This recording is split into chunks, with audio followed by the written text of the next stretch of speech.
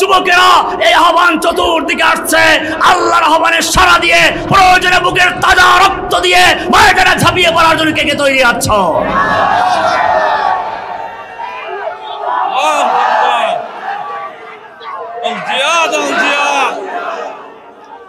বাংলাদেশে নাটক এখনো চলছে। ওলামায়ে কেরামদের বিরুদ্ধে এখনো সেই হাসিনার স্বৈরাচারী নাটক তৈরি করার লোকেরা তৈরি করে আর বসে আছে এখনো। আবার যদি কোনো আলেমের উপর আক্রমণ আসে, কোনো আলেমকে যদি গ্রেফতারের পায়ে তারা করা হয়, আমার যুবকেরা প্রয়োজনে বাংলাদেশে রক্তের বন্যা বয়ে দিবে, বুকে তাজা তুলে দিবে, তৈরি আছে ইনশাআল্লাহ। আল্লাহু আকবার, তাকবীর। फिर तुझे एक बार करनी है जहां की रहबरी, फिर तुझे एक बार करनी है जहां की रहबरी, उठ खुदा के नाम लेकर फिर आलमवर दारिबान। আবার যদি কেউ রাজা তাহির হয়ে ময়দানে নেমে আসে, মোহাম্মদ বিন কাসেম হয়ে ময়দানে নামতে তৈরি আছে কিনা? আবার যদি কেউ রাজা গৌর গোবিন্দ হয়ে মুসলিমদের অত্যাচার করে শাহজালাল হয়ে ময়দানে ঝাঁপিয়ে পড়তে রাজি আছে কিনা? তাকবীর, তাকবীর। সাবিলুনা সাবিলুনা, তরিকুনা তরিকুনা, সাবিলুনা সাবিলুনা, তাকবীর, তাকবীর। तेरा मेरा रिश्ता क्या, तेरा मेरा रिश्ता क्या, दिल्ली ना ढाका, दिल्ली ना ढाका, এই দাসত্ব না রাজত্ব, এই গোলামি না আজাদি, গোলামি না আজাদি, গোলামি না আজাদি। তাকবীর, তাকবীর। অপারেশন লাগবে, ঈমান লাগবে, তাওহীদের ঈমান। অপারেশন লাগবে, লোহার অপারেশন। এজন্য কোরআন বলেছে ওয়ানজালনাল হাদিদা ফিহি বাসুন শাদীদ। কোরআন বলছে প্রশিক্ষণ নিতে হবে। তবে জেনে রাখবে, পরিষ্কার বলি, উল্টা পাল্টা করার জন্য নয়। এই খুচরা খুচরা কোন দল করে এখানে পটকাবাজি করবা, ওখানে পটকাবাজি করবে, আর আমাদের বদনাম হবে। খবরদার, আমরা পরিষ্কার করে দিচ্ছি, এই লোহা ব্যবহার হবে একটা সুপরিকল্পিত হবে দেশের জন্য, ইসলামের জন্য। আমি সেজন্য বলবো, শুধু আমাদের নয়, বাংলাদেশের সেনাবাহিনী, বাংলাদেশের পুলিশ বাহিনীকেও এই লোহার আবিষ্কার করতে হবে, অস্ত্র তৈরি শিখতে হবে। ইসরায়েল অস্ত্র তৈরি করেছে, তোমরা জেনে রাখো, পাকিস্তান যেদিন পারমাণবিক বোমা তৈরি করেছে সেদিন ইন্ডিয়ার মাথা নত হয়ে গেছে। পাওয়ার লাগবে, পাওয়ার। কোরআন বলছে ওয়াইদু লাহুম মাসতাতাতুম মিন কুওয়া, পাওয়ার অর্জন করো, কুওয়াত অর্জন করো, শক্তি অর্জন করো। শক্তি যদি থাকে, রাস্তা দিয়ে হাঁটলেও মানুষ ফাঁকা হয়ে যায়। শক্তি নাই, তুমি 70 বছর ধরে ফিলিস্তিনে চিল্লাচ্ছ, আর যুগ যুগ ধরে কাশ্মীরে চিল্লাচ্ছ, আর যুগ যুগ ধরে তুমি আরাকানে চিল্লাচ্ছ। তোমার শক্তি নেই, তোমার কথা কেউ শোনে না। যদি আজকে বাংলাদেশের কাছে অস্ত্র থাকতো, যদি আজকে আরব মুসলিমদের কাছে অস্ত্র থাকতো, বোমা থাকতো, পারমাণবিক বোমা থাকতো, দুনিয়ার মুসলিম, তাদের দুনিয়ার কাফের মুশরিকরা তাদের ভয়ে থরথর করে কাঁপতো। অথচ কোরআন বলেছে, তোমার নবীকে রক্তাক্ত হতে হয়েছে কেন? তোমার নবীর মর্যাদা তোমার চেয়ে আল্লাহর কাছে অনেক বেশি। কেন নবীকে রক্তাক্ত হতে হয়েছে? ভালো করে শুনো, কোরআন তোমাকে উত্তর দিবে। তুমি হয়তো বলবে নবীর সঙ্গে ওই সময় সম্পর্ক ছিন্ন হয়ে গিয়েছিল। কোরআন বলছে না, মা ওয়াদ্দাকা রাব্বুকা মা ক্বালা। হে নবী, আপনাকে আপনার রব ছেড়েও দেন নাই, আপনার প্রতি অসন্তুষ্ট হন নাই। বলে তাহলে কেন আমাকে এত মারলো, তুমি ফিরাও নাই? কোরআন বলছে আম হাসিবতুম আন তাদখুলুল জান্নাহ, আম হাসিবতুম আন তাদখুলুল জান্নাতা ওয়ালাম্মা ইয়াতিকুম مثل الذين خلوا من قبلكم مستهم البأساء والضراء وزلزلوا حتى يقول الرسول والذين آمنوا معه متى نصر الله ও মুমিন, তুমি কি মনে করেছো এমনিতেই জান্নাতে ঢুকে যাইবা, অথচ তোমার কাছে আসবে না ইব্রাহিমের সে আগুনের পরীক্ষা, ইব্রাহিমের মতো মুসার মতো যুদ্ধ করা, তোমার নবীর মতো লৌহ বর্ম পরা।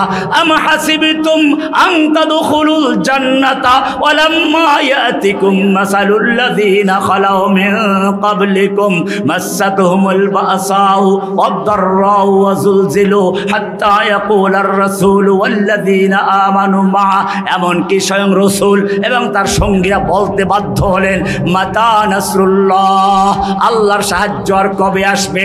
এই সময় আল্লাহ বলছেন আলা ইন্না নাসরাল্লাহি করিব।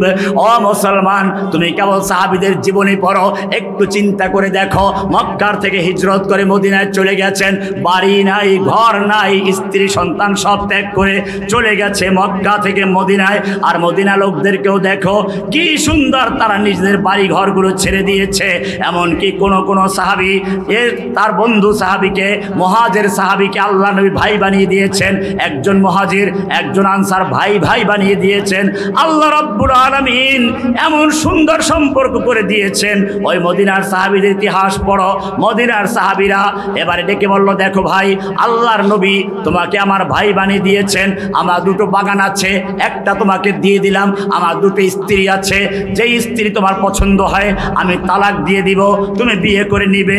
এইভাবে যারা সব কিছু দিয়ে দিলেন, এবারে দেখো এত কষ্ট করছেন, নিজের সেই মুহাজির ভাইকে খাওয়াচ্ছেন, ঘরে খাবার নাই, বাতি বন্ধ করে খাওয়াচ্ছে। কোরআন বলছে ওয়ায়ুসিরুনা আলা আনফুসিহিম ওয়ালাউ কানা বিহিম খাসাসা, ঘরে খাবার নেই, নিজে ক্ষুধার্ত থেকে তার মেহমানকে খাওয়াচ্ছে, ওয়ালাউ কানা বিহিম খাসাসা, তারা ক্ষুধার্ত থেকে তারপরে খাওয়াচ্ছে। এমনি ভাবে কষ্ট করে করে মুহাজির ভাইদেরকে জায়গা দিলেন। এবারে কত কষ্ট। এরপরে হঠাৎ করে খয়বর বিজয় হয়ে গেল।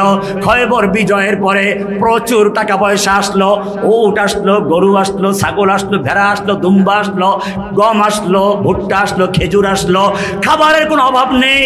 এইবারে তোমার মতো আমার মতো হলে কি করতে?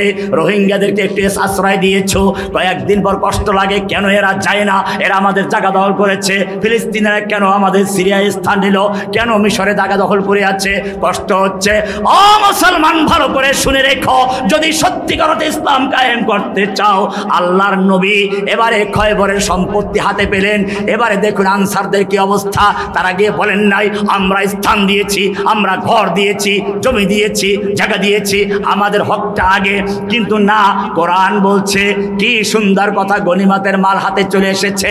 আল্লাহ রাব্বুল আলামিন বলছেন এবারে গনিমতের মাল কেমনে বন্টন হবে? মা আফা আল্লাহু আলা রাসূলিহি, মা আফা আল্লাহু আলা রাসূলিহি মিন আহলিল কুরা, ওই যে আহলুল কুরা খয়বরের জমি যা মুসলমানদের হাতে এসেছে আল্লাহ নিজে ভাগ করে দিচ্ছেন। ফালিল্লাহি, এক নাম্বার হচ্ছে আল্লাহর। আল্লাহর অংশ বলতে কি বুঝায় বিস্তারিত আপনার কিতাব থেকে দেখে নেবেন। দুই নম্বরে ঠিক আছে আল্লাহটা বুঝলাম, হয়তো তারপরেরটা আমাদের মহা আনসারদের জন্য না, তারপরে আসলে ওয়ালির রাসূল, রাসূলের জন্য। এরপরে চিন্তা করলো হয়তো এরপরেরটা আমাদের না ওয়ালিজিল কুরবা, তারপরেরটা আমাদের না ওয়ালিয়াতামা ওয়াল মাসাকিন ওয়াবনিস সাবিল। এইভাবে বন্টন করতে করতে হয়তো তারপরের নম্বরে আমার আনসাররা আছে। আল্লাহ বলছেন না, এখনো তোমাদের নাম্বার আসে নাই। এবারে বলছেন লিল ফুকারাইল মুহাজিরিন আল্লাযীনা উখরিজু মিন দিয়ারিহিম ওয়া আমওয়ালিহিম ইয়াবতাগুনা ফাদলাম মিনাল্লাহি ওয়া রিদওয়ানাহু ওয়া ইয়ানসুরুনাল্লাহা ওয়া রাসূলাহু উলাইকা হুমুস সাদিকুন। মুহাজিরদের জন্য যাদেরকে তাদের বাড়ি ঘর থেকে বের করে দেওয়া হয়েছে, সম্পদ থেকে বের করা হয়েছে, আল্লাহর সন্তুষ্টির জন্য যারা চলে এসেছে, এবারে তাদের অংশ বলে আমরা কষ্ট করলাম, আমরা জায়গা দিলাম আনসাররা মুহাজিরদেরকে, আমরা তাদেরকে সব সহজ করলাম, আমাদের নাম্বার নাই, আমাদের দেওয়ার কোনো খবর নাই। আল্লাহ এইবারে তাদের চরিত্রটা কি সুন্দর করে তুলে ধরেছেন, মনের ভিতরে কষ্ট আসে না। কোরআন বলছে ওয়াল্লাযীনা তাবাওয়া তাবাওয়াউ الدار والإيمان من قبلهم يحبون من هاجر إليهم ولا يجدون في صدورهم حاجة مما أوتوا ويؤثرون على أنفسهم ولو كان بهم خصاصة والذين تبوأوا الدار والإيمان যারা নিজেদের ঘর বাড়ি সবকিছু ঈমানের জন্য ইসলামের জন্য ওয়াকফ করে দিয়েছে আর কি করেছে ইউহিব্বুনা মান হাজারা ইলাইহিম তাদের কাছে যারা হিজরত করে এসেছে তাদেরকে তারা ভালোবাসে মন দিয়ে ভালোবাসে বিরক্ত হয় নাই মেহমান কবে যাবে এমনটা না দুনিয়ার মেজাজটাই হচ্ছে আজকে আছে কালকে নেই এজন্য কোন একজন কবি বলেছেন বিষ্ণু হাফেজ বুতু গোয়ম কে গুলতাজা নমি মানদ अगर मानद शबे दीगर नबी मानद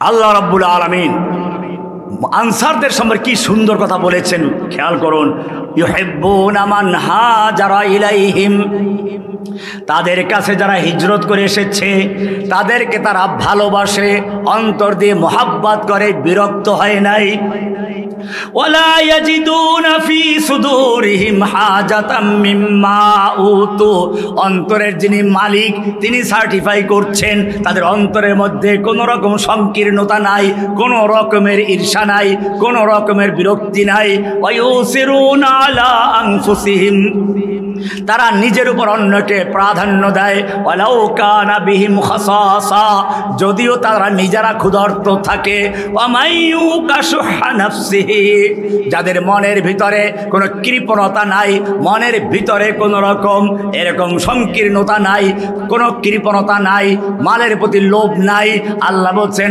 আনসারদের কথা বলছেন ওয়ামাইয়ুকা শুহা নাফসিহি ফাউলাইকা হুমুল মুফলিহুন তারাই হচ্ছে সফল কাম এই রকম ভাবে নিজের উপর অন্যকে প্রাধান্য দেওয়ার মতো একদল লোক তৈরি করেছিলেন সেজন্য মনে রাখতে হবে আল্লাহর জমিনে যদি আল্লাহর দ্বীন কায়েম করতে হয় আমাদের দুইটা কাজ একটা হচ্ছে এই অন্তরের ভিতরে একটা মাত্র ঈমান ও তাওহীদ কি থাকতে হবে তাওহীদ আর দুই নাম্বার হচ্ছে লোহা সূরা আছে লোহার প্রস্তুতি নেওয়া কোরআন বলতে সূরা তওবার 60 নম্বর আয়াতে লোহা দিয়েছি তোমাদেরকে কেন ওই যে বলছিলাম সূরা হাদীদের 25 নম্বর আয়াতে পারে সেখানে যান সেখানে বলছিলাম প্রথম নাম্বার কাজ ছিল লাকাদ আরসালনা রুসুলানা বিল বাইয়িনাত আমি রাসূলদেরকে প্রেরণ করেছি বাইয়িনাত দিয়েছি কিতাব দিয়েছি লিয়াকুমান নাসু বিল ওয়াল মিজানা কিতাব দিয়েছি মিজান দিয়েছি লিয়াকুমান নাসু বিল কিসতে মানুষের মধ্যে ইনসাফ প্রতিষ্ঠা করার জন্য ন্যায় প্রতিষ্ঠা করার জন্য কিন্তু জেনে রাখবে এই কিতাব দিয়ে সবাইকে সোজা করা যাবে না এটা এরকম যেমন আপনার হাতে একটা ফোসকা পড়েছে ফোসকা আপনি ডাক্তারের কাছে গেলেন ডাক্তার প্রথমে মলম দিল এক সপ্তাহ ব্যবহার করে দেখো কি হয় এক সপ্তাহ পরে গেলেন বললেন না কোনো কিছু হয় নাই ডাক্তার আবার দিলেন অ্যান্টিবায়োটিক এক মাস ব্যবহার করো এক মাস ব্যবহার করে গেলেন কিছুই হয় নাই এইবারে ডাক্তার ল্যাবে পাঠালো পরীক্ষাগারে পাঠালো পরীক্ষা করে দেখলো ক্যান্সার হয়ে গেছে এবারে ডাক্তার বলো দুঃসংবাদ এখন তোমার এই ক্যান্সারওয়ালা হাত কেটে ফেলতে হবে এটার জন্য আমাকে 5 লক্ষ টাকা দিতে হবে যাও লোকটা বাড়ি গেল গরু বিক্রি করলো জমি বিক্রি করলো 5 লক্ষ টাকা এনে ডাক্তারকে দিল কেন দিল হাত কাটার জন্য মৌলভী সাহেবকে দোয়াও চাইলো হাত কাটার জন্য ও মুসলমান এইবারে ডাক্তার টাকা হাতে পাইলো লোকটাকে অপারেশন রুমে নিয়ে গেল হাতটা কেটে বিচ্ছিন্ন করে ফেললো আজ পর্যন্ত কোনো বিবেকবান তো দূরের কথা একটা পাগলও বলে নাই ডাক্তার তার রুমের ভেতরে নিয়ে একটা লোকের অঙ্গহানি কেন ঘটাচ্ছে কেন একটা অঙ্গ কেটে বিচ্ছিন্ন করছে অন্যায় কাজ করছে কেউ বলে না কারণ সকলেই জানে এই অঙ্গটা ক্যান্সার হয়ে গেছে এটা না কাটলে বাকি অঙ্গদের বাঁচানো যাবে না গোটা দেহ নষ্ট হয়ে যাবে একটা ডাক্তার যেরকম ভাবে একটা রোগীর দেহ কেড়ে চিন্তা করে একজন মুমিনের কাছে গোটা দুনিয়ার মানুষ একটা দেহ সমতুল্য এইখানে যদি কোনো ক্যান্সার হয় ইসলাম বলে ওই ক্যান্সার কোরআন দিয়ে দিয়ে মলম দিয়ে অ্যান্টিবায়োটিকে যদি কাজ না হয়, তাহলে তোমাদের জন্য এবারে অপারেশন করার জন্য লোহা নাযিল করেছি। ওয়ানজালনাল হাদিদা ফীহি বাসুন শাদীদ, আমি লোহা নাযিল করেছি যার মধ্যে আছে প্রচন্ড ক্ষমতা। কিসের প্রচন্ড ক্ষমতা? ওই সময় তীর তরবারি ছিল না, আল্লাহর নবী ওই সময়ের জন্য নয়। এই লোহা দিয়ে তৈরি হবে ট্যাঙ্কের মতো অস্ত্র তৈরি হবে, এই লোহা দিয়ে জেট বিমান তৈরি হবে আকাশে যুদ্ধ করার জন্য, এই লোহা দিয়ে সাবমেরিন তৈরি হবে পানির ভিতরে যুদ্ধ করার জন্য। ফীহি বাসুন শাদীদুন ওয়া মানাফিউ লিন-নাস ওয়ালিয়ালাম আল্লাহু মান ইয়ানসুরুহু ওয়া রাসূলুহু বিল গায়ব। আল্লাহ তাআলা দেখতে চান এই লোহা দিয়ে কে আল্লাহ এবং তার রাসূলকে সাহায্য করে। কোরআন পরিষ্কার করে দিয়েছে রব্বিল আলামিন, এক আল্লাহর জন্য যিনি গোটা জগৎ সমূহের রব। আল্লাহর দিকে আহ্বান করে ও আমিলা সালিহান, এবং নেক আমল নিজে করে। এই কথা বলে না ওলি আল্লাহদের ইবাদত লাগে না, মারিফাতের চূড়ান্ত পর্যায়ে গেলে ইবাদত লাগে না। ও মুসলমান, ভালো করে চিন্তা করে দেখো, কোরআন যার উপরে নাজিল হয়েছে, আকিমুস সালাত যার উপরে নাজিল হয়েছে, তিনি সারা জীবন নামাজ আদায় করেছেন, জামাতের সঙ্গে সালাত আদায় করেছেন। এমনকি যখন তিনি মৃত্যু রোগে আক্রান্ত হয়ে আছেন, এশার নামাজের আজান হয়ে গেছে, সাহাবায়ে কেরাম জামাতের জন্য প্রস্তুত হয়ে আছেন। আল্লাহর নবী ওযু করে তৈরি হচ্ছেন, আবার বেহুশ হয়ে পড়ে যাচ্ছেন, আবার ওযু করছেন, আবার বেহুশ হয়ে পড়ে যাচ্ছেন। এবারে জিজ্ঞেস করলেন নামাজ হয়ে গেছে কি, সালাত হয়ে গেছে কি?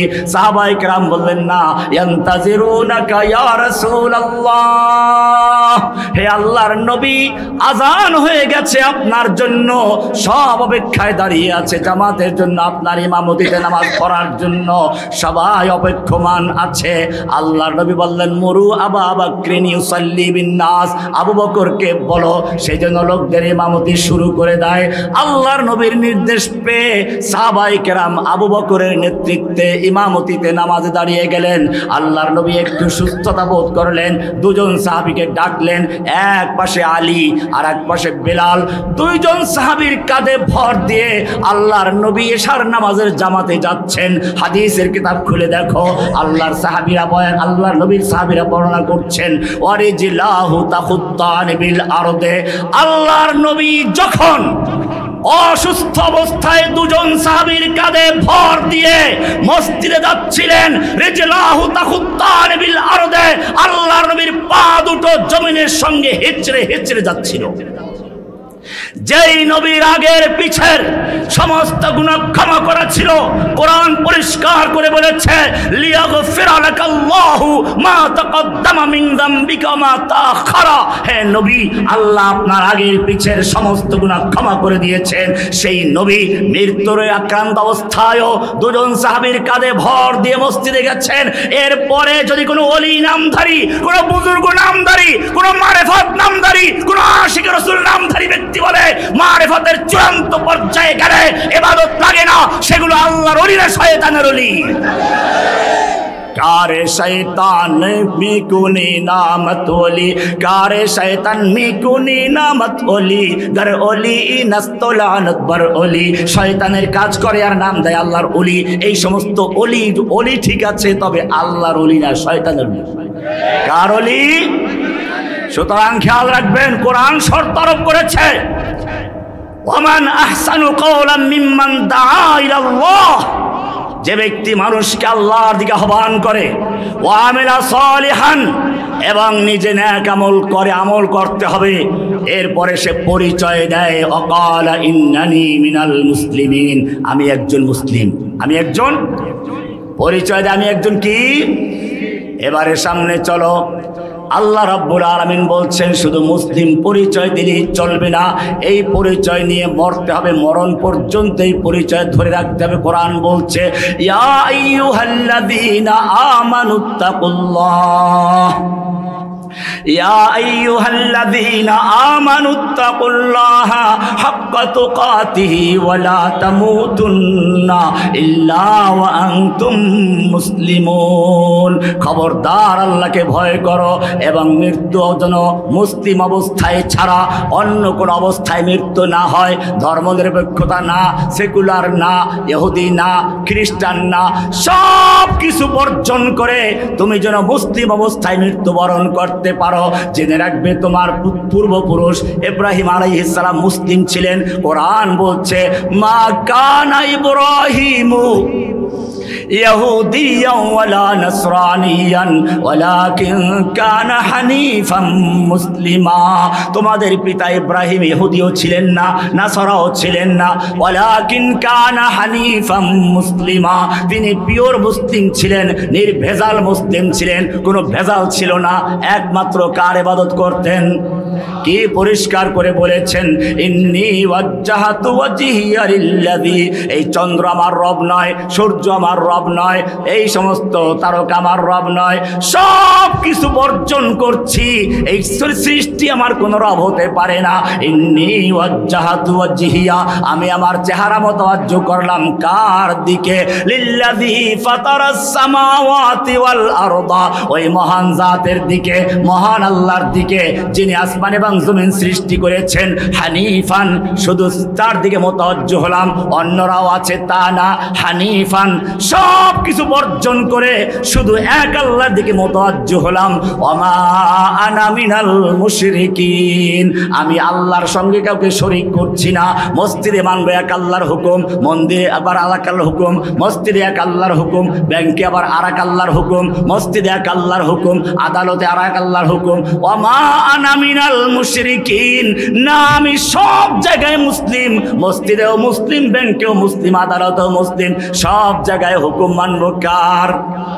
এরপরে আল্লাহ বলছেন, পরিষ্কার করে জানিয়ে দিচ্ছেন তোমাদের পিতা নিজে মুসলিম ছিলেন, এরপরে শুনো তার সন্তানরাও ছিল মুসলিম। ওয়াসা বিহা ইব্রাহিমু বানিহি ওয়া ইয়াকুব ইয়া বানিয়া ইন্নাল্লাহা আস্তাফা লাকুমুদ-দীনা ফালা তামুতুন্না ইল্লা ওয়া আনতুম মুসলিমুন। হে আমার সন্তানরা, ওসিয়াত করেছেন ইব্রাহিম, ওসিয়াত করছেন তার সন্তান ইয়াকুব, তার সন্তানদেরকে ওসিয়াত করে যাচ্ছেন। কি ওসিয়াত করছেন? ইয়া বানিয়া ইন্নাল্লাহা আস্তাফা লাকুমুদ-দীন, ইব্রাহিমের পুত্র ইসহাক, ইসহাকের পুত্র ইয়াকুব, ইয়াকুবের পুত্ররাই হলো বনি ইসরাইল। আল্লাহ রাব্বুল আলামিন বলছেন ইব্রাহিম নিজে এবং তার সন্তান ইসহাক, ইয়াকুব, তারাও তাদের সন্তানদের ওসিয়াত করেছেন ইয়া বানিয়া ইন্নাল্লাহা আস্তাফা লাকুমুদ-দীন, হে আমার সন্তানরা ভালো করে শুনো, আল্লাহ তোমাদের জন্য একটা দিন নির্বাচন করেছেন। দিন, একটা জীবন বিধান, একটা জীবন ব্যবস্থা, একটা ধর্ম, তুমি যাই বলো, সব কিছু একটা দিনের মধ্যে ঢুকিয়ে দেওয়া হয়েছে। তোমাদের জন্য একটা দিন নির্বাচন করেছেন। ফালা তামুতুন্না ইল্লা ওয়া আনতুম মুসলিমুন, খবরদার তোমরা মুসলিম অবস্থায় ছাড়া মৃত্যুবরণ করো না। কবরে গেলে তিনটা প্রশ্ন। প্রথম প্রশ্ন কি? মা দীনুকা। তখন যদি বলেন যে আমার ধর্ম হচ্ছে নিরপেক্ষ, ধর্ম নিরপেক্ষ, সে আল্লাহ ছাড়বে তাকে? উত্তর আসতে হবে কি? ইসলাম। ওইখানে যদি উত্তর দিতে চাও আর এইখানে সেকুলার থাকো, জেনে রাখো তুমি যত মুখস্থ করো আর যত আলেমের সাথে সম্পর্ক রাখো, আল্লাহ তাআলা তোমার মুখ বন্ধ করে দিবেন। তোমার মুখ দিয়ে ইসলাম ধর্ম আসবে না, তোমার মুখ দিয়ে আসবে সেকুলার। ওমর ইবনে খাত্তাব রাদিয়াল্লাহু তাআলা আনহু, আল্লাহর নবী বসে আছেন, এর মধ্যে তাওরাতের একটা খণ্ড নিয়ে আসলেন। বললেন ইয়া রাসূলুল্লাহ, তাওরাতের মধ্যে অনেক ভালো ভালো কথা পাই, কিছু কি লিখে রাখবো, একটু পড়ে শোনাই। পড়ে শোনাচ্ছেন। আল্লাহর নবীর চেহারার দিকে উনি তাকাননি। আল্লাহর নবীর চেহারা রাগে ক্ষোভে লাল হয়ে গেল। আবু বকর বিষয়টা উপলব্ধি করলেন। তিনি বললেন সাকিলাতকা সাওয়াকিল ইয়া ওমর, ওমর তুই যদি মরে যেতিস, ওমর তুই যদি মরে যেতিস। ওমর তাকালেন, আল্লাহর নবীর চেহারার দিকে তাকিয়ে বুঝলেন আল্লাহর নবী রাগ করেছেন। সঙ্গে সঙ্গে নিজের ঈমানকে নবায়ন করলেন। তিরমিজির হাদিস খুলে দেখুন। ওমর আওয়াজ করে বললেন রাদিতু বিল্লাহি রাব্বান ওয়া বিল ইসলামি দীনান ওয়া বি মুহাম্মাদিন সাল্লাল্লাহু আলাইহি ওয়াসাল্লাম নবিয়্যা ওয়া রাসূলা। এরপরে আল্লাহর নবী কি বলেছেন ভালো করে শুনুন, ভালো করে বোঝার চেষ্টা করুন আপনি কে, আগে নিজের পরিচয় জানুন। আল্লাহর নবী বলছেন ওমর তুমি আমার সামনে তাওরাত পাঠ করছো, জেনে রাখো আল্লাহি লাউ কানা মূসা হাইয়ান, আজকে যদি মূসা নবী জীবিত থাকতেন ওয়া আদরাকা নবুওয়াতি, আর আমার নবুয়ত কাল পেত, মা ওয়াসিআহু ইল্লা ইত্তিবাই, তাহলে মূসা নবী পরকালে মুক্তি পাওয়ার কোনো উপায় ছিল না। আমার অনুসরণ করে, আমার দ্বীন, আমার তরিকা অনুসরণ করা ছাড়া মূসা নবীর মুক্তির কোনো উপায় ছিল না। এটা হাদিস তিরমিজিতে আছে, বলবেন হাদিস কোরআনে আছে কিনা? কিছু আবার আছে হাদিস মানে না, কোরআন মানে বেশি। এবারে কোরআন থেকে দেখেন, কোরআনে আল্লাহ রাব্বুল আলামিন পরিষ্কার করে দিয়েছেন এর চার কঠিন ভাবে। শুনুন, আল্লাহ রাব্বুল আলামিন দুনিয়াতে পাঠানোর আগে রুহু জগতে বড় বড় 3টা সম্মেলন করেছিলেন। একটা সম্মেলন ছিল আলাস্তু বিরব্বিকুম, নিজের রুবুবিয়ত নিয়ে, আর একটা ছিল সমস্ত নবী রাসূলদেরকে নিয়ে। এটা আমি এভাবে বলি, যখন আপনারা নির্বাচনে সংসদদেরকে তৈরি করেন, ভোট দিয়ে সাংসদ বানান, এমপি বানান, member of parliament, lawmaker তৈরি করে দিন, যারা সংসদে গিয়ে আল্লাহর আইন বাতিল করে নিজের আইন তৈরি করে, সে আইন দিয়ে আবার আদালতে বিচার ফয়সালা করে, না মানলে পুলিশ দিয়ে তারপর ধরে নিয়ে জেলখানে আটকে রাখে। আমি বলি মক্কার কাফেররা যেই মূর্তি পূজা করত, সেই মূর্তি মক্কায় 360টা ছিল ঠিকই, পাথরের মূর্তি। ওগুলো কথা বলতে পারতো না, খাইতে পারতো না, আল্লাহর আইন পরিবর্তন করার কোনো ক্ষমতা ছিল না। কিন্তু তোমরা যারা ভোট দিয়ে তোমার দেশের কাবা নামক সংসদে 340 মূর্তি পাঠাও, এই মূর্তিগুলো মক্কার মূর্তির চেয়েও জঘন্য। এরা ওখানে বসে আল্লাহর আইন বাতিল করে, বিকল্প আইন তৈরি করে, সেই আইন দিয়ে আদালতে বিচার ফয়সালা করে, না মানলে পরে জেলে ঢুকায়, তারপরে পুলিশ দিয়ে হ্যান্ডকাপ লাগায়, পায়ে বেরি লাগায়, এরপরে বুলেট প্রুফ জ্যাকেট লাগায়, হেলমেট পরায়, তারপরেও গরুর দড়ি দিয়ে বাঁধে। আমাকে দেখেন নাই? কত কিছু লাগানোর পরও গরুর দড়ি দিয়ে বেঁধেছে। আমাকে একাকে না, পুরো বংশ শুদ্ধ এক রশিদে বাঁধছে। কেন এগুলো? কিসের মুসলমান? কোরআন পড়া সূরা নিসার 160 নম্বর আয়াত, আল্লাহ তাআলা এই মুসলিমদেরকে বলছেন, যারা এরকম আল্লাহর আইন বাতিল করে যায়, আল্লাহর হুকুম মানার দাবি করে, নামাজ পড়ে, রোজা রাখে, হজ করে, যাকাত দেয়, কোরআন পড়ে, সব করে, কোরআন বলছে সূরা নিসা 4 নম্বর সূরা 60 নম্বর আয়াত, আল্লাহ বলছেন, আলাম তারা ইলাল্লাযীনা ইয়াজউমুনা আন্নাহুম আমানু বিমা উনজিলা ইলাইকা ওয়া মা উনজিলা মিন ক্বাবলিক। হে নবী, আপনি কি ওই সমস্ত লোকদেরকে দেখেন নাই, ওই যে বাংলাদেশের টুপি পরা দাড়িওয়ালা, ভোর রাতেও তাহাজ্জুদ পড়ে, জিকির করে, সব কিছু করে, এমনকি ফজরের পরে কোরআন পড়া ছাড়া নাকি নাস্তা খায় না, চা খায় না। এই মুসলমানদের দেখেন নাই? ইয়াজউমুনা আন্নাহুম আমানু বিমা উনজিলা ইলাইকা ওয়া মা উনজিলা মিন ক্বাবলিক, যারা দাবি করে আপনার প্রতি নাযিলকৃত কিতাবের প্রতি ঈমান এনেছে আপনার পূর্বে যত কিতাব, সব কিতাবের উপরে। কিন্তু যখন তাদেরকে বলা হয় ঠিক আছে তুমি কোরআন মানো, নামাজ পড়ো, রোজা রাখো, কিন্তু এই কোরআন দিয়ে বিচার চলবে, এই কোরআন দিয়ে আদালত চলবে, তখন তারা মানতে রাজি না। ইউরিদুনা আইয়াতাহাকামু ইলাত তাগুত, তারা তাগুতের আদালতে বিচার ফয়সালা নিয়ে যায়। ওয়াকাদ উমিরু আইয়াকফুরু বিহি, অথচ তাদেরকে বলা হয়েছিল তাগুতকে বর্জন করতে। আমার একটা কিতাবের নামই আছে তাগুত। কি নাম?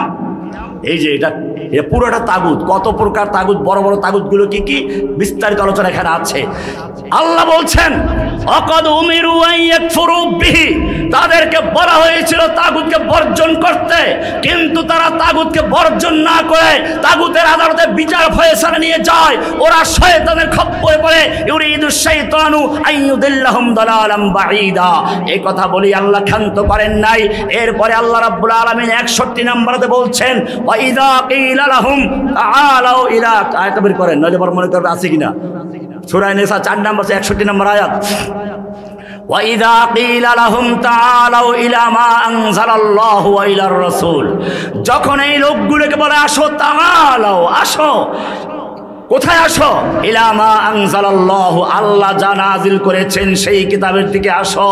ওয়াইদা কিল, বড় অক্ষরে লেখা আছে, ওয়াইদা কিলা লাহুম তাআলাউ ইলা মা আনজালাল্লাহু ওয়া ইলার রাসূল, যখন এই লোকগুলোকে বলা হয় আসো আল্লাহর কিতাবের দিকে, আসো আল্লাহর রাসূলের দিকে, তাআলাউ ইলা মা আনজালাল্লাহু ওয়া ইলার রাসূল, আল্লাহ তাআলা বলছেন রাআইতাল মুনাফিকিনা, 61 নম্বর আয়াত, রাআইতাল মুনাফিকিনা, এই লোকগুলো যারা এতক্ষণ আগে বলল কোরআন মানি, যারা বলল আসমানি কিতাব বিশ্বাস করি, যারা বলল নামাজ পড়ি, রোজা রাখি, হজ করে, যাকাত দেই, সব মানি, কিন্তু যখন বলা হয় তাআলাউ ইলা মা আনজালাল্লাহু ওয়া ইলার রাসূল, আসো আল্লাহ এবং আল্লাহর রাসূলের বিধানের দিকে, এই দিয়ে আইন চালাই, দেশ চালাই, শাসন করি, তখন আল্লাহ বলছেন রাআইতাল মুনাফিকিনা, আপনি মুনাফিকগুলোকে দেখবেন ইয়াসুদ্দুনা আনকা সুদুদা, আস্তে গর্দানটা ঝুঁকাইয়া ওখান থেকে পালাইয়ে চলে গেছে। এখন আর তার মুসলমান দাবি নাই, এটা মানতে রাজি না, এটা মানতে রাজি না। ইয়াসুদ্দুনা আনকা সুদুদা। এরপরে আল্লাহ তাআলা একটু পরে গিয়ে সূরা নিসার 65 নম্বরে বলেছেন ফালা ওয়া রাব্বিকা লা ইউমিনুনা হাত্তা ইউহাক্কিমুকা ফীমা শাজারা বাইনাহুম, না হে নবী, ওই লোকগুলো যতই ইমানের দাবি করুক, যতই তাহাজ্জুদ গুজার হোক, যতই তাসবিহ তাহলিল করুক না কেন, ফালা ওয়া রাব্বিকা লা ইউমিনুনা, ওরা রবের, আপনার রবের কসম, আল্লাহর কসম, ওরা মুমিন নয়, হাত্তা ইউহাক্কিমুকা ফীমা শাজারা বাইনাহুম, যতক্ষণ পর্যন্ত তাদের মামলা মোকদ্দমার ক্ষেত্রে, পারস্পরিক ঝগড়া বিবাদের ক্ষেত্রে আপনার আদালতে বিচার ফয়সালা না নিয়ে আসবে, আপনার হুকুম না মানবে, ওয়ায়ুসাল সুম্মা লা ইয়াজিদু ফি আনফুসিহিম হারাজাম মিম্মা কদাইতা, আপনি যেই বিচার করবেন, কোরআন যেই শাসন দিবে, বিধান দিবে, সেই বিধানের ব্যাপারে তাদের মনে কোনো ধুকধুকি থাকবে না, কোনো খুঁতখুঁতি থাকবে না, সংশয় থাকবে না, ওয়ায়ুসাল্লিমু তাসলিমা, সম্পূর্ণভাবে মেনে নিবে, এটা না মানা পর্যন্ত মুমিন হতে পারে না। কে বলেছেন? কোরআনের কয় নম্বর সূরায়? 4 নম্বর সূরা। কত নম্বর আয়াত? 65 নম্বর আয়াত। মিলিয়ে দেখবেন আজকে ঘরে গিয়ে। এবারে শুনুন, আল্লাহ রাব্বুল আলামিন পরিষ্কার করে দিলেন, যতক্ষণ পর্যন্ত আল্লাহর বিধানকে রাষ্ট্রীয়ভাবে প্রতিষ্ঠা করা না হবে, আল্লাহর বিধানকে বিজয়ী না করা হবে, অতক্ষণ পর্যন্ত সে মুমিন হতে পারে না। কোরআন বলছে, 3 জায়গায় বলেছে রাসূলের উদ্দেশ্যটা কি। কোরআনের 3টা আয়াত, ওয়াল্লাযী আরসালা রাসূলাহু বিল হুদা ওয়া দীনিল হক, সূরা তাওবার 33 নম্বর আয়াত, সূরা ফাতা 28 নম্বর আয়াত, সূরা সফ 9 নম্বর আয়াত। 3 আয়াতে আল্লাহ রাব্বুল আলামিন একই কথা বলেছেন, ওয়াল্লাযী আরসালা রাসূলাহু বিল হুদা ওয়া দীনিল হক লিইয়ুযহিরাহু আলাদ-দীনি কুল্লিহি। আল্লাহ রাব্বুল আলামিন এই কিতাবটা নাজিল করেছেন, আরসালা রাসূলাহু বিল হুদা, হুদাল লিল মুত্তাকিন, হুদা দিয়ে প্রেরণ করেছেন, কিতাব দিয়েছেন, রাসূলাহু বিল হুদা ওয়া দীনিল হক, দ্বীনে হক দিয়ে প্রেরণ করেছেন। কেন পাঠালেন? লিইয়ুযহিরাহু আলাদ-দীনি কুল্লিহি, অন্য সকল দ্বীনে বাতিলের উপরে এই দ্বীনকে বিজয়ী করার জন্য আল্লাহ পাঠিয়েছেন। কিভাবে বিজয় করবে? ও মুসলিম, তুমি আল্লাহর দ্বীনকে আল্লাহর জমিনে বিজয় করতে হলে কোন পন্থা অবলম্বন করবে আল্লাহ সেটাও বলে দিয়েছেন। লাকাদ কানা লাকুম ফি রাসূলিল্লাহি উসওয়াতুন হাসানা, তোমাদের জন্য আল্লাহর রাসূলের মধ্যে রয়েছে উত্তম আদর্শ। কি আদর্শ রয়েছে? ইয়া রাসূলুল্লাহ, আমরা কিভাবে দ্বীন কায়েম করব? আল্লাহর রাসূলকে ফলো করতে, অনুসরণ করতে হবে। আল্লাহর রাসূল ধর্মনিরপেক্ষ ছিলেন না, আল্লাহর নবী গণতন্ত্রী ছিলেন না, সমাজতন্ত্রী ছিলেন না, রাজতন্ত্রী ছিলেন না। হুয়াল্লাযী আরসালা রাসূলাহু বিল হুদা ওয়া দীনিল হক লিইয়ুযহিরাহু আলাদ-দীনি কুল্লিহি। ও রাব্বুল আলামিন, আমরা তো দুর্বল, আমাদের ক্ষমতা নাই, তবুও নির্বাচনে গিয়ে কিছু ভোট টোট দিয়ে দেখি ইসলাম কায়েম করা যায় কিনা। আল্লাহ রাব্বুল আলামিন বলছেন, শুনো, তোমাদের বাপকে যেদিন আমি সৃষ্টি করেছিলাম, ওই দিন ফেরেশতাদের সামনে তাকে সবকিছু শিক্ষা দিয়ে উপস্থাপন করেছিলাম। ফেরেশতাদেরকে শিখালাম না, তোর বাপকে শিখাইলাম, শিখাইয়া বললাম, ফাকালা আম্বিউনি বিআসমাই হাউলাই ইন কুনতুম সাদিকিন। ও ফেরেশতারা, পারলে এই জিনিসগুলোর নাম বলো। ফেরেশতারা পারলো না, তারা উত্তর দিল, ক্বালু সুবহানাকা লা ইলমা লানা ইল্লা মা আল্লামতানা ইন্নাকা আনতাল আলিমুল হাকীম। ও রব্বুল আলামিন, আমাদের তো নিজস্ব কোনো ইলম নাই, আমরা তো জিন হুজুর না, আমরা তো গায়েব জানি না, আমরা তো কোনো ভণ্ড পীরও না, আমাদের কোনো ইলম নেই। লা ইলমা লানা ইল্লা মা আল্লামতানা, তুমি আমাদের যা শিখিয়েছো তার বাইরে আমাদের কোনো ইলম নেই, আমরা তো কিছুই জানি না, তুমি তো শিখাও নাই। আদমকে বলেন, আদম তুমি সব বলো। আদম সব কিছু বলে দিলেন। ও মুসলমান, এবারে প্রশ্ন, কেন আল্লাহ আদমকে শিখালেন, ফেরেশতাদেরকে শিখান নাই কেন? কারণ হচ্ছে এখানে এটাই, ফেরেশতাদেরকে শেখানোর প্রয়োজন নাই। তাদেরকে যেই কাজের জন্য সৃষ্টি করা হয়েছে ওই কাজের জন্য এই জিনিসগুলোর নাম জানার দরকার নাই। আদমকে যেই কাজের জন্য সৃষ্টি করা হয়েছে ওই কাজের জন্য তাকে সব জিনিসের নাম জানতে হবে। তাফসীর ইবনে কাসির খুলে দেখো, শুধু সব জিনিসের নাম নয়, কোন জিনিস কোন কাজে লাগবে সেই পর্যন্ত তাকে শিক্ষা দেওয়া হয়েছিল। এটারই ধারাবাহিকতায় আল্লাহ রাব্বুল আলামিন, ওই যে বললাম, এক একজন নবী আসছেন, কেউ রাজমিস্ত্রির কাজ করেছেন, কেউ রড মিস্ত্রির কাজ করেছেন। আল্লাহ রাব্বুল আলামিন দাউদ আলাইহিস সালামকে বললেন, তোমাকে আমি ক্ষমতা দিয়েছি, রাজত্ব দান করেছি, ক্ষমতা টিকে থাকার জন্য তোমাকে লোহার অস্ত্র তৈরি করতে হবে। ওয়া আলান্না লাহুল হাদিদ, আমি তোমার জন্য, দাউদের জন্য লোহাকে নরম করে দিয়েছি। ইলাহুল আলামিন, লোহা কেন নরম করে দিয়েছ? পোড়া মুরগি কাটা চামচ দিয়ে খাওয়ার জন্য নাকি বড় বড় মিষ্টি চামচ দিয়ে খাওয়ার জন্য? আল্লাহ বলছেন, না না, এই মিষ্টি খাওয়ার জন্য না, দই খাওয়ার জন্য না, আর মুরগি খাওয়ার জন্য না, আমি তার জন্য লোহাকে নরম করে দিয়েছি। আনি'মাল সাবিগাত, আনি'মাল সাবিগাত, সাবিগাত মানে লৌহ বর্ম তৈরি করো। বর্ম, লৌহ বর্ম কেন প্রয়োজন? যুদ্ধের জন্য প্রয়োজন। অকদ্দির ফিস সারদে, আর লোহার বর্মগুলো আটকাবার জন্য ভালো করে যেন বুতাম তৈরি করা যায়। ও মুসলমান, দাউদের জন্য লোহা নরম করেছি, এবারে তোমার জন্য কি করেছি ভালো করে শোনো। তোমার জন্য খালি লোহা নরম করে দেই নাই, তোমার জন্য লোহা একটা সূরা নাযিল করেছি। তোমার জন্য কি করেছি? একটা সূরা নাযিল করেছি কোরআনে, সূরা আল হাদিদ। আছে কিনা? হাদিদ মানে লোহা, হাদিদ মানে কি? এইবারে ভালো করে শোনো, সূরা আল হাদিদ 25 নম্বর আয়াতটা ভালো করে পড়ো। দুইটা অংশ আছে। আল্লাহ বলছেন, লাকাদ আরসালনা রুসুলানা বিল বাইয়িনাত, আমি রাসূলদেরকে যুগে যুগে রাসূল পাঠিয়েছি, তাদেরকে বাইয়িনাত দিয়েছি, সুস্পষ্ট বিধান দিয়েছি কিভাবে আল্লাহকে মানতে হবে। এই যে আমার একটা কিতাব আছে, ঈমান বিল্লাহ, ঈমান মানতে হবে কিভাবে, আকল দিয়েছেন, বিধান দিয়েছেন। এইখানে দেখিয়েছি কারা কারা ইসলামকে মানে, আল ফিতরাতুস সালিমা, কি কি জিনিস দিয়ে আল্লাহকে চেনা যায়। এরপরে যুগে যুগে আল্লাহকে অস্বীকার করেছে কারা? আস-সাদফিয়ুন, আদ-দাহরিয়ুন, আত-তাবাইয়ুন, আল ইলমালিয়ুন, আশ-শুয়ুইয়ুন, আল-লাওজুদিয়ুন, আল মাদ্দিয়ুন, এরকম কতগুলো ফিরকা আছে যারা আল্লাহর দ্বীনকে যুগে যুগে আল্লাহর অস্তিত্ব অস্বীকার করেছে। কিন্তু আল্লাহ রাব্বুল আলামিন নিজের অস্তিত্ব প্রত্যেকটা মানুষের মধ্যে সেই সৃষ্টি করার সময় রেখেছেন। কোরআন বলছে, আল্লাহ রুহু জগতে সৃষ্টি করে সব রুহুদের সামনে প্রথম বলছেন, আল্লাস্তু বিরব্বিকুম, আমি তোমাদের রব নই কি? এই যে মনের ভিতরে গেঁথে দেওয়া হয়েছে, দুনিয়াতে এসে মানুষ অনেক সময় ভুলে যায়। যাতে ভুলে না যায় সেজন্য আল্লাহ রাব্বুল আলামিন নবী পাঠিয়েছেন, রাসূল পাঠিয়েছেন। নবীদেরকে বলা হয় ইন্নামা আনতা মুযাক্কির, আপনি স্মরণ করাইয়া দেওয়ার মালিক। এ কোরআনকে বলা হয়েছে নাহনু নাযালনা যিকরা, জিকির স্মরণ। ও মুসলমান, স্মরণ কাকে বলে? স্মরণ বলে আগে একটা জিনিস জানা ছিল পরে ভুলে গেছে, ওইটা মনে করাইয়া দেওয়াকে বলে স্মরণ। নতুন করে কোনো জিনিসকে যদি শেখানো হয় ওটা স্মরণ বলে না, ওটাকে বলে তালিম। তাহলে কোরআনকে বলা হচ্ছে স্মরণ করানো, নবীকে বলা হচ্ছে মুযাক্কির, স্মরণ করানোওয়ালা।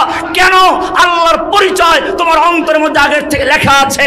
দেখো না, যখন বিপদে পড়ে যাও তখন সব খাজা বাবা, গাজা বাবা, লেংটা বাবা, দরগাওয়ালা, দুর্গাওয়ালা সব ভুলে গিয়ে শুধু একজনকে ডাকে। কাকে? কোরআন বলছে, ওয়াইদা গাশিয়াহুম মাউজুন কাযুলালি, যখন মানুষ বিপদে পড়ে যায় এমনি তো আল্লাহকে ভুলে যায়, কিন্তু বিপদে পড়লে তখন আসল জায়গায় চলে আসে। একটু ধৈর্য ধরে শুনলে আমি একটু কথা বাড়াইয়া বলি। ও মুসলিম, জেনে রাখো, গুরুত্বপূর্ণ আলোচনা তোমার জন্য সামনে রয়েছে, এটাকে একটু বুঝাইয়া যায়। যেহেতু মনে পড়লো, কোরআনের একটা আয়াত রয়েছে, আলা বিযিকরিল্লাহি তাতমাইন্নুল কুলুব। এই আয়াতটি আমাদের দেশের যারা বীর বুজুর্গরা আছেন তাদের সকলের মুখস্থ আছে, মুরিদদের মুখস্থ আছে। আমি তার সমালোচনা করছি না, প্রশংসাই করছি, মুখস্থ আছে। আমি শুধু এটাকে একটা ব্যাখ্যা দিচ্ছি। এখানে আলা বিযিকরিল্লাহি, আল্লাহ বলছেন আল্লাহর জিকিরের মাধ্যমে। জিকির মানে স্মরণ করা। জিকির মানে কি? তাতমাইন্ন মানে স্থির হওয়া। তাতমাইন্ন মানে কি? স্থির হওয়া। আল কুলুব মানে হচ্ছে পার্শ্ব পরিবর্তন করা, কলবের বহুবচন। কলব মানে পল্টিবাজ, পার্শ্ব পরিবর্তন করা। তার মানে হচ্ছে আমাদের এই কলবটা বারবার পার্শ্ব পরিবর্তন করে। ছোটবেলায় যখন দুনিয়াতে শিশু অবস্থায় এলাম, তখন আমার কলবের সম্পর্ক মায়ের সঙ্গে। মা ছাড়া কলব কিছুই বুঝে না। মায়ের থেকে বিচ্ছিন্ন করলে কান্নাকাটি শুরু হয়ে যায়। একটু বড় হয়ে গেল, এবারে খেলার সাথীদের সঙ্গে কলবের সম্পর্ক হয়ে গেছে, মাকে পল্টি নিয়েছে। এবারে খেলার সঙ্গীদের থেকে আলাদা হয়ে স্কুল কলেজে চলে গেছে। এখন স্কুল কলেজের ছাত্র ভাইরা তার সবচেয়ে আপন।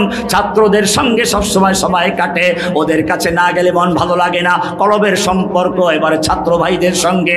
এবারে লেখাপড়া শেষ হয়ে গেছে, বিয়ে করেছে, কলব এবারে পল্টি মেরেছে, স্কুল কলেজকে লাথি মেরেছে। বউয়ের সাথে তার কলবের সংযোগ হয়ে গেছে।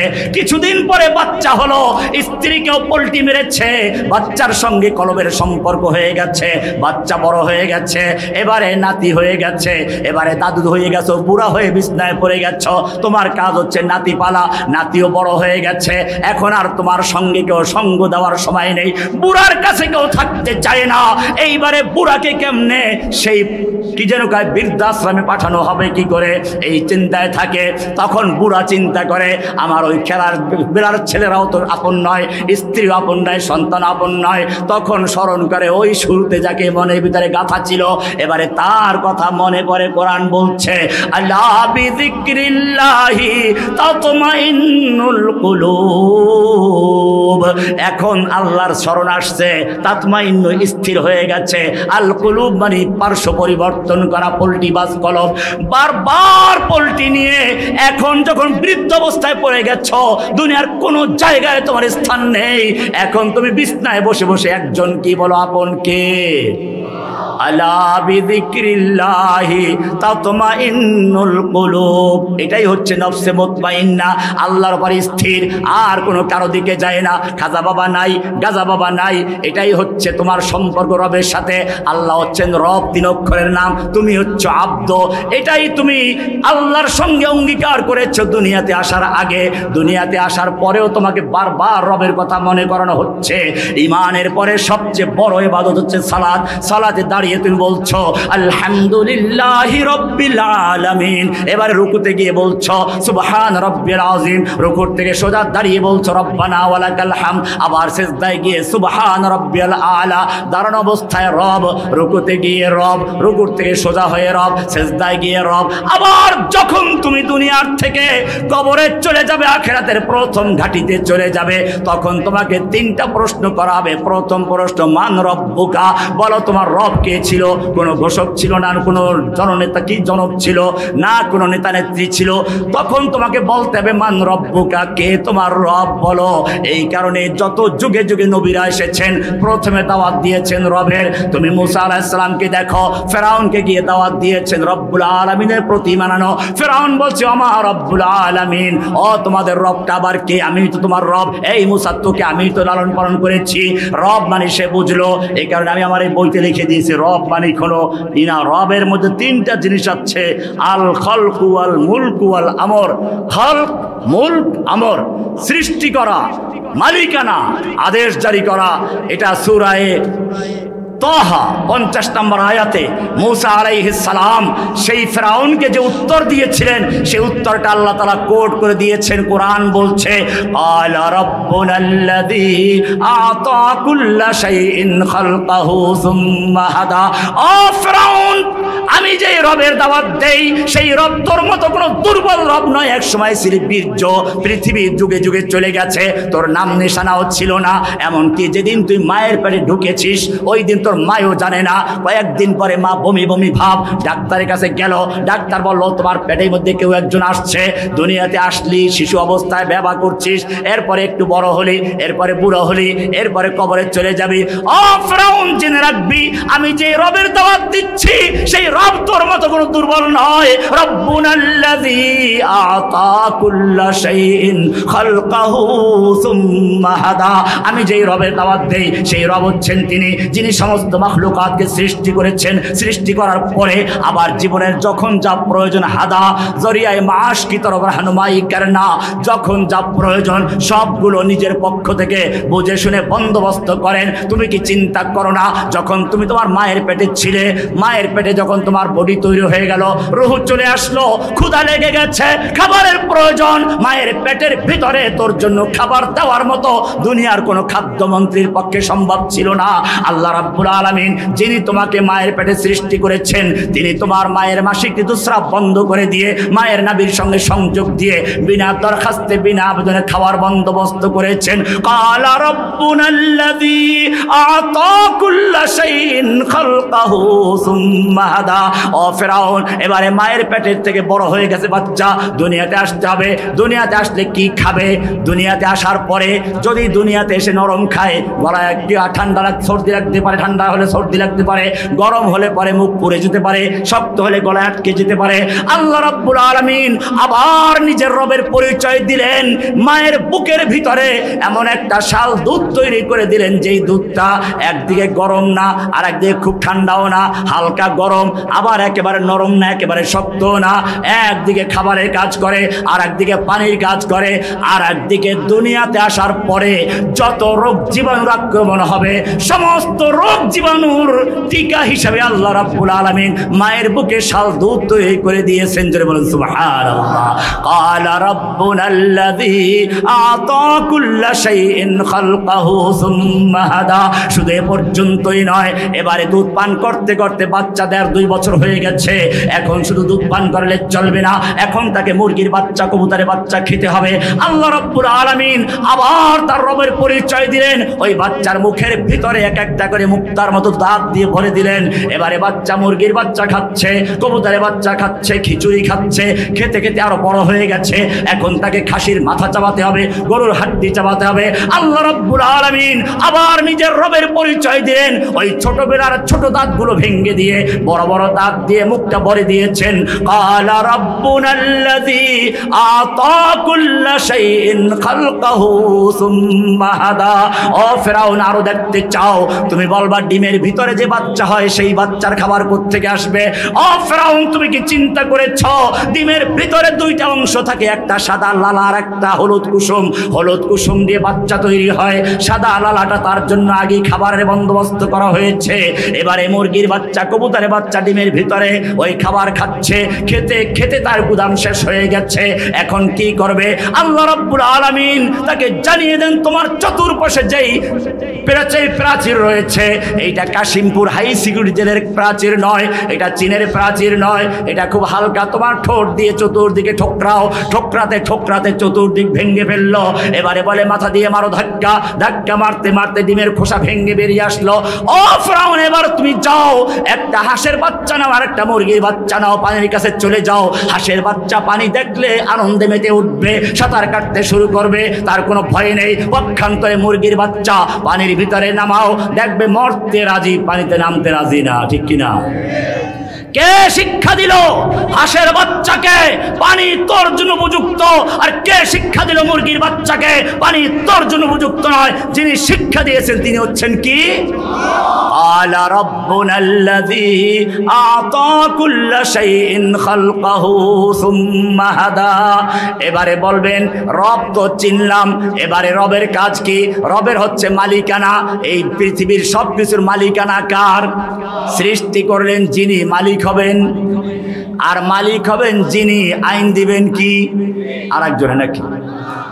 রব চেনা হয়ে গেল। তিনটা জিনিসের নাম, এই তিনটা বিস্তারিত আমার কিতাবুল ঈমানে আছে, দেখে নেবেন, এটা বইতে পাওয়া যাবে, বিস্তারিত আছে এখানে। তিনটা জিনিস হচ্ছে খালক, মুলক, রব। তিনটা জিনিসের নাম, মালিকানা, আমর, আদেশ। এবারে প্রশ্ন হচ্ছে আমর পালন করলে কি হয়? আল্লাহর আদেশ পালন করার নামই হচ্ছে ইবাদত। ইবাদত কি? আল্লাহর আদেশ পালন করা। এই আদেশ পালন করা আবার কয়েক রকম আছে। আমি এই বইটার মধ্যে সব এগুলো নিয়ে এসেছি ধারাবাহিকভাবে, দেখবেন এখানে লেখা আছে ইবাদত কওলি, ইবাদতে ফি'লি, ইবাদতে বাদানি। কওলি ইবাদত, ফি'লি ইবাদত, বাদানি ইবাদত, দৈহিক, মৌখিক, সবগুলো ইবাদত কার জন্য? এটাই হচ্ছে ইয়াকা না'বুদু, আবদিয়াত। আপনি যখন সূরা ফাতিহা পড়েন প্রথমে আলহামদুলিল্লাহ রাব্বিল আলামিন বললেন, এটা এরকমই। আজকে যদি এইখানে একজন মন্ত্রী আসতো, আপনারা বড় গ্লাসে একটা মানপত্র বাধাই করে দিতেন। মানপত্রের তিনটা অংশ থাকে। প্রথম অংশে থাকে প্রশংসা, আপনি সদরঘাটের কামান, মস্তানের জামান, আপনার চরিত্র ফুলের মতো পবিত্র, নামাজ পড়ে নেকত্ব, হাজার প্রশংসা দিয়ে ফাঁসাইয়ে দেওয়া। মন্ত্রী মনে মনে কয়, বেটারা এত প্রশংসা করে ফুলানোর দরকার নেই, আগে বলো কোন দল করো, ভোট দাও কারে। ভোট না দিলে নেতার কোনো কিছু আছে দেওয়ার? ওদের সবচেয়ে বড় ভোট চাওয়া। ভোট কাকে দাও এইটা মনে মনে ভাবে। এইবারে দ্বিতীয় প্যারায় লেখা থাকে, এই এলাকার মাটি আপনার ঘাঁটি, আপনাকে বিপুল ভোটে বিজয় করে আপনাকে সংসদে পাঠিয়েছি, আপনি এখন মন্ত্রী হয়েছেন। এখন মন্ত্রী বুঝলো, বুঝলাম, এবারে আমার লোক, হাম তুমহারে হো গিয়া। এবার তোমরা আমার, আমি তোমাদের সম্পর্ক হয়ে গেছে। এবারে বলো দাবি দেওয়া কি? দাবি দেওয়া শুরু হয়ে গেছে। রাস্তা লাগবে, মসজিদ লাগবে, মাদ্রাসা লাগবে, স্কুল লাগবে, খেলার মাঠ লাগবে, দাবি দেওয়া শুরু হয়ে গেছে। ও মুসলমান, সারা জীবন সূরা ফাতিহা পড়ো। সূরা ফাতিহা হাদিয়াতুম মিনাল্লাহ, আল্লাহর পক্ষ থেকে উপহার। কোন মুসলিম পরিবারে যদি জন্ম হয়ে থাকে, সেই ব্যক্তি সূরা ফাতিহা মুখস্থ করার জন্য কারো ধাস্ত দেয় না, অটোমেটিক আল্লাহ রাব্বুল আলামিন সূরা ফাতিহা মুখস্থ করাই দেন। কারণ এই সূরার মধ্যে এই জিনিসগুলো আছে। কোরআন এটা এমন কোন কিতাব নয়, যুগে যুগে আল্লাহর দ্বীনকে ধ্বংস করেছে তিন শ্রেণীর লোকেরা। যোগ সাজস করে একদল শাসক, আর এক দল হচ্ছে শাসকদের পাঁচটা গোলাম যাজক, এক শ্রেণীর যাজক, আর এক দল হচ্ছে ব্যবসায়ী ধনী শ্রেণীর লোকেরা। আমি বিস্তারিত আলোচনা এখন করবো না, আজকে জুমায় করেছি, নেটে আছে, দেখে নেবেন বিস্তারিত আলোচনা ওখানে আছে কিভাবে তারা যোগ সাজস করেছে। বাংলাদেশেও সেটা হয়েছিল। শাসকরা মনে করে এই দেশটা আমার বাপের দেশ, আমরা সৃষ্টি হয়েছি, এখানে কারো কোনো কিছু চলবে না।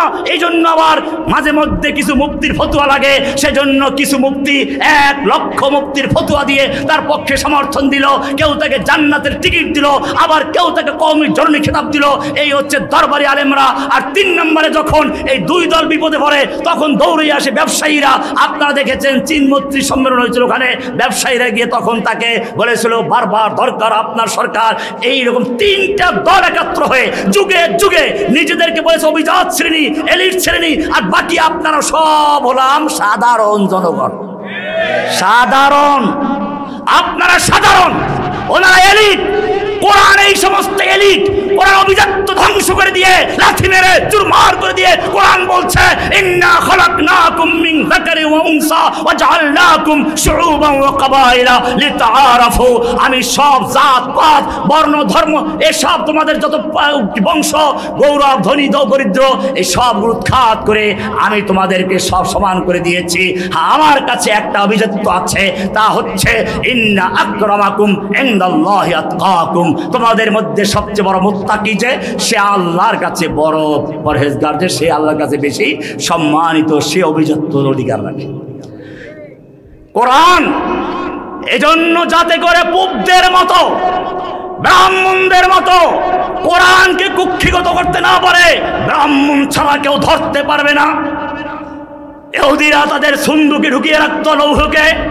আল্লাহ রাব্বুল আলামিন কোরআন দিলেন, কাগজে দেন নাই যাতে করে কাগজ নষ্ট হয়ে যায়, পাথরে দেন নাই ধুলাবালু পড়ে যাবে, কাঠের টুকরা লিখে দেন নাই নষ্ট হয়ে যাবে। আল্লাহ রাব্বুল আলামিন কোরআনকে হেফাজত করার দায়িত্ব নিয়েছেন। ইন্না নাহনু নাযালনা যিকরা ওয়া ইন্না লাহু লাহাফিজুন। আমি কোরআন নাযিল করেছি, কিয়ামত পর্যন্ত কোরআনকে আমি হেফাজত করব। এটা কোনো কারো কুক্ষিগত সম্পদ নয়, ব্রাহ্মণদের নয়, পুরোহিতদের নয়, কোনো পীর বুজুর্গ যাতে করে এটাকে দখল করে নিতে না পারে সেজন্য কোরআন সংরক্ষণের জন্য পাথর নয়, গাছ নয়, পাতা নয়, কাগজ নয়, আমি আমার বান্দাদের কলবকে হেফাজত করেছি। ইন্না নাহনু নাযালনা যিকরা ওয়া ইন্না লাহু লাহাফিজুন। আমি কোরআন নিজে নাজিল করেছি, কিয়ামত পর্যন্ত কোরআন হেফাজত করার দায়িত্ব আমি আল্লাহ নিজে নিয়েছি। ইংরেজরা যখন এই দেশ দখল করেছিল, ওদের 5 গোলাম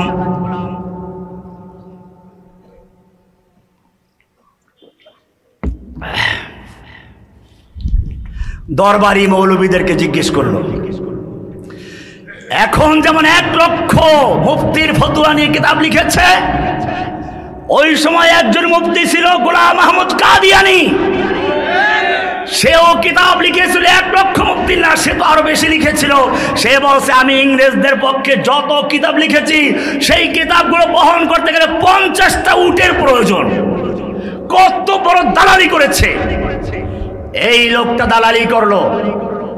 এরকম আরো অনেক দালাল ছিল, ইংরেজদেরকে পরামর্শ দিল তোমরা এই দেশ দখল করেছ, কিন্তু যদি স্থায়ী ক্ষমতা দখল করতে চাও, যদি স্থির থাকতে চাও, তাহলে ভারতবর্ষের থেকে মুসলিমদের ধ্বংস করতে হবে।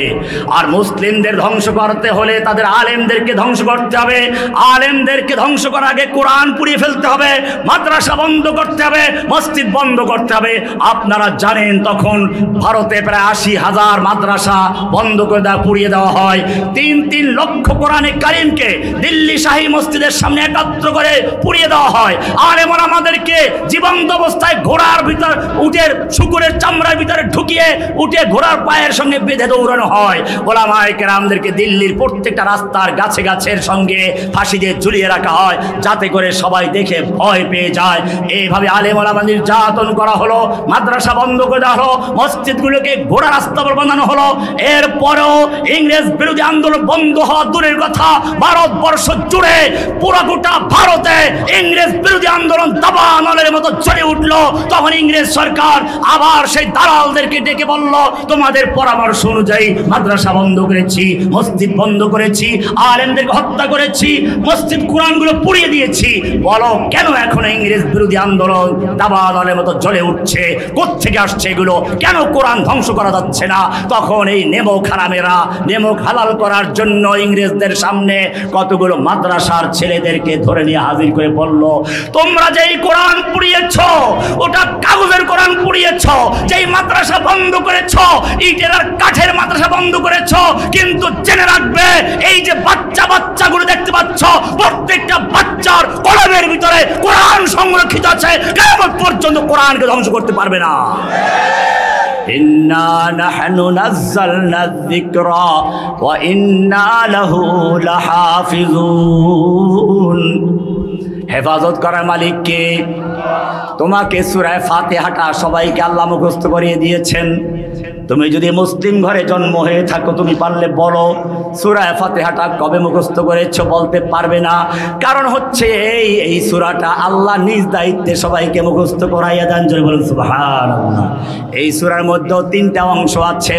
প্রথম 3টা আয়াত হচ্ছে আল্লাহর প্রশংসা, আলহামদুলিল্লাহি রাব্বিল আলামিন আর রহমানির রহিম মালিকি ইয়াউমিদ্দিন। এবারে তুমি আল্লাহর প্রশংসা করতে থাকলে আল্লাহ তোমাকে জানতে চান, ওই নেতাও যেমন জানতে চায় ভোট দাও কাকে। আল্লাহ রাব্বুল আলামিন তোমার কাছে জানতে চান তুমি আমার সাথে সম্পর্ক কি, বলো এত প্রশংসা করেছ, আমার সঙ্গে তোমার সম্পর্ক কি, তোমার সাথে আমার পরিচয়টাকে পরিচয় দেওয়া গে। এইবারে বান্দা বলছে ইয়াকা নাবুদু ওয়া ইয়াকা নাস্তাঈন। ও রব্বুল আলামিন, আমার পরিচয় হচ্ছে ইয়াকা নাবুদু, আমি কেবলমাত্র শুধুমাত্র তোমারই গোলামি করি, আমি আমি হচ্ছি তোমার আব্দ, তুমি আমার রব, আমি তোমার আব্দ। আমার কাজ হচ্ছে তোমার গোলাম, আর তুমি হচ্ছে আমার মালিক। গোলাম আর মালিকের সম্পর্ক। আমরা কার গোলাম? না খাজা বাবার গোলাম, গাজা বাবার গোলাম, ল্যাংটা বাবার গোলাম, আট্টসি বাবার গোলাম, মাইজবান্ডারি বাবার গোলাম। কোরআন পরিষ্কার বলে দিয়েছে, যদি মুসলিম হও ইয়াকা নাবুদু, ইয়াকা আগে নাবুদু পরে, কেবলমাত্র শুধুমাত্র তোমারই গোলামি করি, অন্য কারো গোলাম নই। ইয়াকা নাবুদু। এবারে বলছে তাহলে আর কি চাও? ওয়া ইয়াকা নাস্তাইন, তোমার কাছে সাহায্য চাই, অন্য কারো গোলাম তো তোমার। আমি কোনো মাজারের কাছে প্রার্থনা করি না। ও মুসলমান, যারা আল্লাহর জন্য সেজদা করা ইবাদত, আল্লাহর কাছে প্রার্থনা করা ইবাদত, আল্লাহর নামে মান্যত করা যদি ইবাদত হয়, আল্লাহর নামে পশু জবাই করা, কোরবানি করা যদি ইবাদত হয়, সেই মানুষটা যখন গিয়ে আল্লাহকে বাদ দিয়ে কোনো মাজারে সেজদা করে, তখন কার ইবাদত করছে? কোনো পীরের পায়ে সেজদা করলে কার ইবাদত করলো? আল্লাহর কাছে মান্যত করলে আল্লাহর ইবাদত হয়, মাজারের নামে মান্যত করলে কার ইবাদত হয়? ও মুসলমান, আল্লাহর নামে যদি কোন দান খয়রাত করো, আল্লাহর ইবাদত হয়। মাজারে গিয়ে টাকা পয়সা দান করলে কার ইবাদত করছো? ইয়াকা নাবুদু ওয়া ইয়াকা নাস্তাইন। আব্দ, আমরা গোলাম কার? ইয়াকা নাবুদু ওয়া রাব্বুল আলামিন, আমরা কেবলমাত্র তোমারই গোলামি করি, তোমার গোলামি করতে থাকবো। পরিচয় হয়ে গেছে, আমরা সব সময় গোলাম থাকবো কার? মসজিদে কার গোলাম? আদালতে গোলাম কার? ব্যাংকে গোলাম কার? সংসদে গোলাম কার?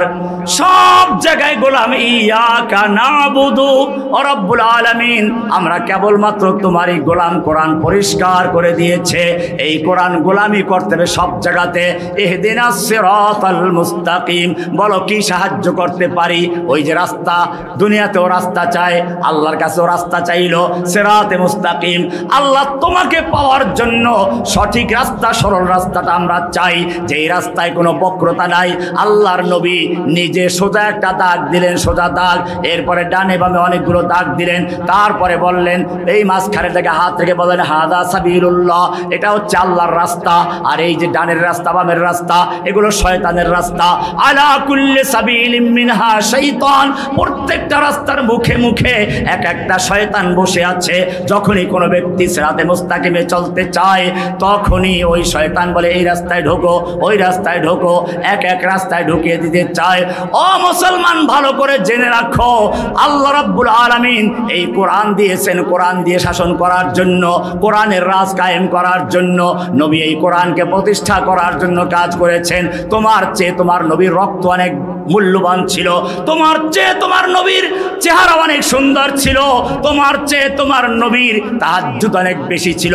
কোরআনকে জিজ্ঞেস করো, আল্লাহর নবী যখন আল্লাহর নবীর সামনে কেউ জোরে কথা বলছে, সঙ্গে সঙ্গে ওহী নাযিল হয়ে গেছে, ইয়া আইয়ুহাল্লাযীনা আমানু লা তারফাউ আসওয়াতাকুম ফাওকা সাওতিন নবী, হে ঈমানদারগণ খবরদার, নবীর আওয়াজের চেয়ে জোরে আওয়াজ করে কথা বলবি না।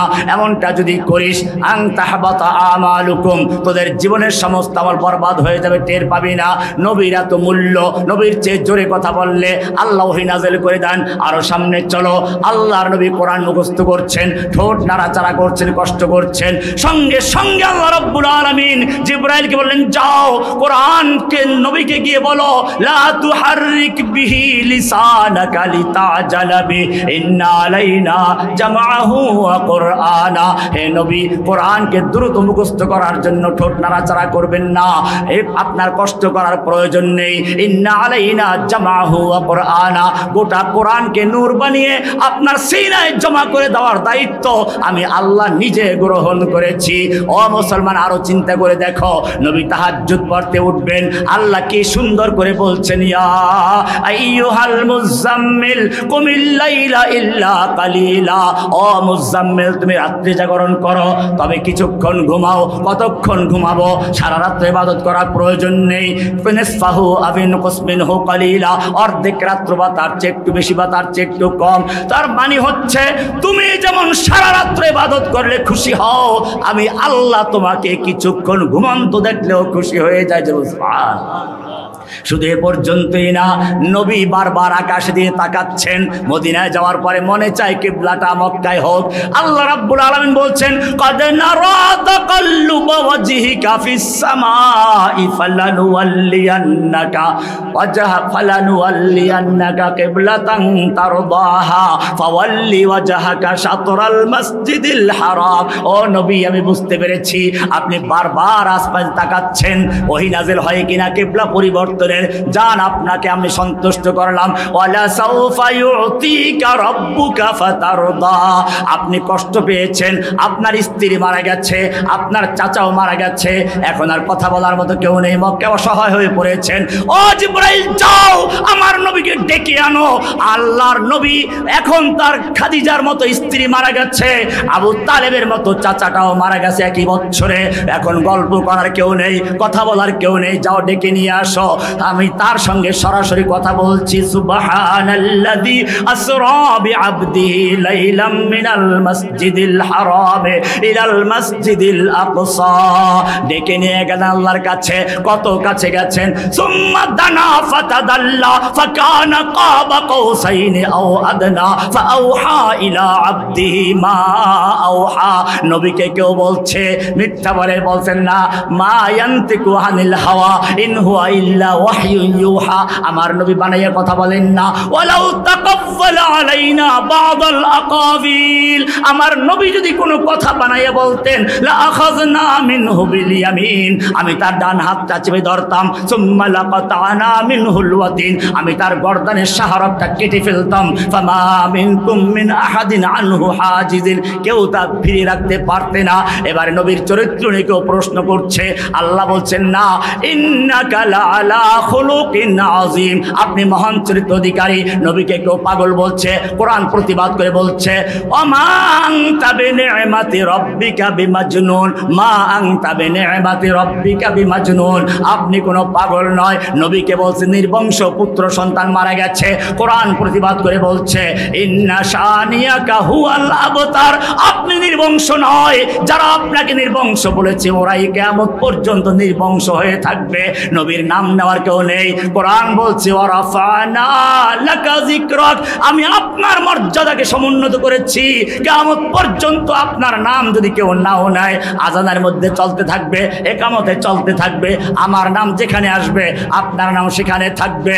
ওয়ারাফানা লাকা যিকরাক, নবীর জন্য যদি কেউ বলে এই নবীর পরে কোন নবী আসবে কিনা, কোরআন বলছে না না, মা কানা মুহাম্মাদুন আবা আহাদিম মির রিজালিকুম ওয়ালাকির রাসূলুল্লাহি ওয়া খাতামান নবিয়্যিন। প্রত্যেকটা পদক্ষেপে নবীকে প্রশ্ন করা অথবা নবীর সম্পর্কে কেউ কথা বলছে, আল্লাহ সঙ্গে সঙ্গে উত্তর দিয়ে দিচ্ছেন। এবারে আমার প্রশ্ন হচ্ছে, এত মায়া যেই নবীর জন্য, সেই নবী উহুদের ময়দানে যুদ্ধ করছেন, গোটা শরীর লোহার পোশাক পরা, মাথায় হেলমেট পরা। একটা কাফের দেখলো আক্রমণ করার মতো কোনো জায়গা নেই, কোথায় মারবো, শক্ত তলোয়ার দিয়ে নবীর মাথার লোহার হেলমেটে আঘাত করলো। লোহা ভেঙ্গে নবীর গালের ভিতর দিয়ে ঢুকে মারির দুটা দাঁত পড়ে গেল, লোহা ভিতরে রয়ে গেল। যুদ্ধের পরে একজন সাহাবী সেই লোহা টান দিলেন দাঁত দিয়ে, তার দুটো দাঁত পড়ে গেল, নবীর লোহার দাঁত, লোহাটা বের হয়ে আসলো, গোটা মুখটা রক্তে রঞ্জিত হয়ে গেল। ও মুসলমান, তোমার যদি একটু দাঁতে ব্যথা হয় তুমি পাগল হয়ে যাও, আর তোমার নবী রক্তে রঞ্জিত হলেন আর তুমি মিলাদ পড়ার কবিতা পাইয়ে গেলা, কর দিয়া জঙ্গে উহুদ মে মুস্তফা দন্দা শহীদ, ये खिलाफत ये शरीयत हमको मिलने के लिए, या नबी सलाम अलैहि।